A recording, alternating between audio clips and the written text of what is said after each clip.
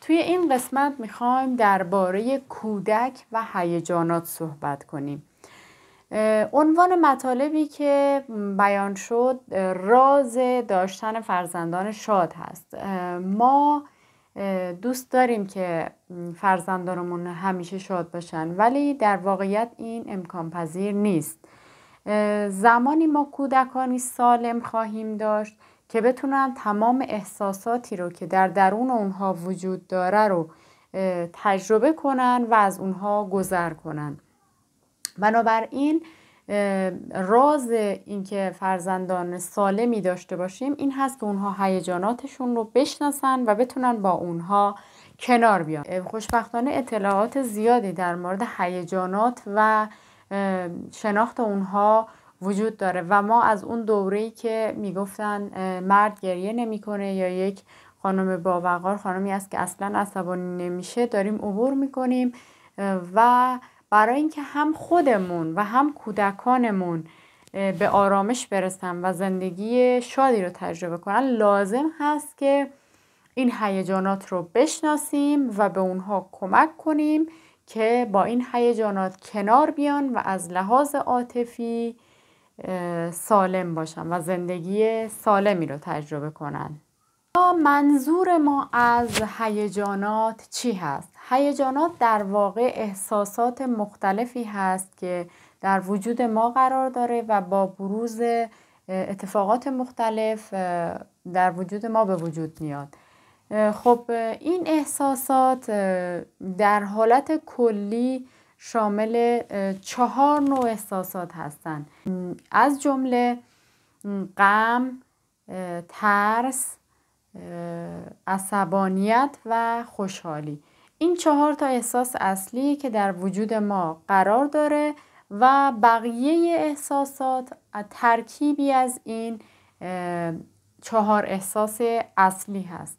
خب حالا این 4 احساس اصلی، رنگ اصلی که آبی و قرمز و زرد هست و بقیه رنگ ها ترکیبی از اون است، بقیه احساسات ما هم ترکیبی از این 4 تا احساس هست. به عنوان مثال حسادت ترکیبی از خشم و ترس هست و حسرت ترکیبی از غم و شادی هست. بنابراین میبینید که ما موجودات خیلی عجیبی هستیم که احساسات مختلفی در درون ما قرار داره. هیجانات کودک از بدو تولد در اون شکل میگیره و پدر مادرها میبینن که کودک بعضی مواقع از ناراحتی گریه میکنه، از خوشحالی میخنده، از عصبانیت سرخ میشه و از ترس جیغ میکشه. به خاطر اینکه کودکان در اوایل زندگی آزاد هستن و راحت میتونن این احساساتشون رو بروز بدن، خیلی زود این احساسات از بین میره و آروم میشن.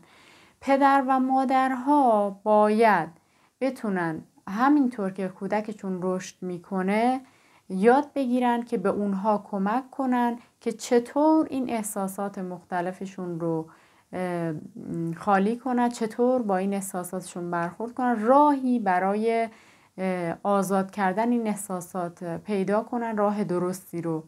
و بنابراین پدر مادر هم باید از این موضوع آگاهی داشته باشن و هم این که به کودک کمک کنن. حالا ما توی ادامه صحبت هامون در مورد این قضیه صحبت میکنیم و شما متوجه میشید که این کار رو انجام دادن این کار خیلی ساده است و اصلا کار دشواری نیست. ممکنه که این سوال برای شما هم به وجود بیاد که چرا اصلا احساسات در وجود ما قرار دارن؟ به عنوان مثال خب موقعی که ما عصبانی میشیم، خشمگین میشیم یا ناراحت میشیم خیلی اذیت کننده است برای ما و بعض وقتها آرزو میکنیم که ای کاش این احساسات در ما وجود نداشت. ولی خب هر کدوم از این احساسات نقش ویژه‌ای رو در زندگی انسان بازی میکنن و واقعا برای ادامه حیات ما خیلی لازم و ضروری هستند. به عنوان مثال خشم به ما کمک میکنه که از حق خودمون دفاع کنیم. مثلا فرض کنید که ما انسانی هستیم که اصلا هیچ وقت خشمگین نمیشیم، عصبانی نمیشیم. یه نفر میاد جلوی در خونه ما پارک میکنه، ما میخوایم بیرون بریم و اگر که بخواد به این حالت باشه که ما اصلا خشمگین و عصبانی نشیم، باید تا شب همونجا صبر کنیم که اون فرد بیاد و ماشینش رو از جلوی در ما برداره. بنابراین این خشم و عصبانیت باعث میشه که ما بتونیم از حق خودمون دفاع کنیم و مثل اگه این احساس در ما وجود نداشته باشه، مثل فردی هستیم که فرد که نه، در واقع مثل یک موش برده یا یک شی هستیم که هیچ اصلا از خودمون دفاع نمی کنیم و هیچ حقی رو برای خودمون قائل نیستیم. بنابراین وجود خشم در ما کمک میکنه که ما انسان آزادی باشیم و از حق خودمون دفاع کنیم. ترس هم از اهمیت ویژه‌ای برخوردار هست. به عنوان مثال فرض کنید که شما موقعی که میخواید رانندگی کنید چه چیزی باعث میشه که حواستون رو کامل جمع کنید و مراقب باشید که اتفاقی نیفته؟ این همون ترس هست که شما رو هوشیارتر میکنه. بنابراین ترس هم وجودش بسیار لازم و ضروری هست. غم هیجانی در ما هست که به ما کمک میکنه که ناراحتی و غصه رو نشون بدیم. زمانی که ما غمگین میشیم، تغییراتی در مغزمون اتفاق میفته که به ما کمک میکنه بتونیم غم از دست دادن چیزی یا کسی رو رها کنیم و ارتباط جدیدی رو با دنیای اطراف و افرادی که در اطراف ما وجود دارن ایجاد کنیم. بنابراین غم هم برای رها شدن و ارتباط جدید با دنیا بسیار لازم و ضروری هست. پس دیدید که اگر این احساسات به جا باشن و درست از اونها استفاده بشه، چه برکاتی رو برای ما به وجود میاره. مثلا ترس باعث امنیت ما میشه، خشم باعث آزادی ما میشه و غم هم باعث رهایی ما میشه.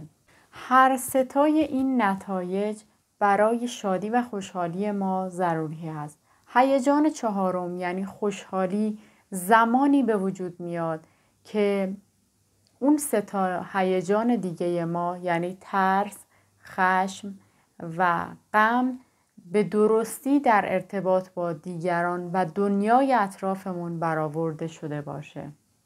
شما میتونید به کودکان خودتون یاد بدید که چطور ستا هیجان منفی رو اولا بشناسن و دوم بتونن اون رو کنترل کنن.